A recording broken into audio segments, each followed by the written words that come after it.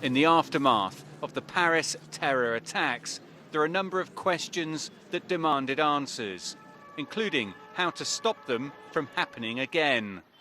One response appears to be a series of new anti-terror laws.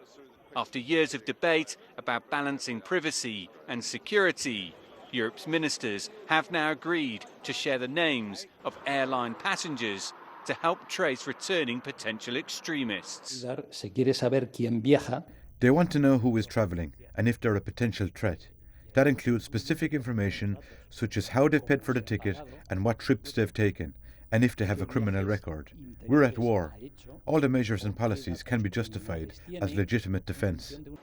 Spain tightened a number of security measures following the Madrid train attacks in 2004 that killed nearly 200 people. All passengers using the national train network are now subject to security checks. The implementation of stricter security controls were widely expected following the tragic events in Paris. But there are some here in Madrid who are also calling for a wider view approach to the terror issue. The Club de Madrid was set up to promote democracy following the train bombings. In October, the organisation presented UN Secretary-General Ban Ki-moon with a 10-point list of recommendations to counter violent extremism. Security measures alone are not going to solve the problem.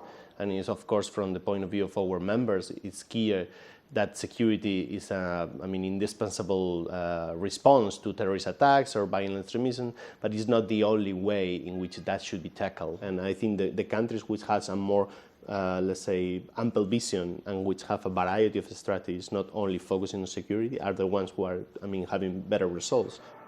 But as the world looks for a consensus on how to deal with the terror threat, other far-reaching security procedures are expected. Va a estar todo el tema de fronteras.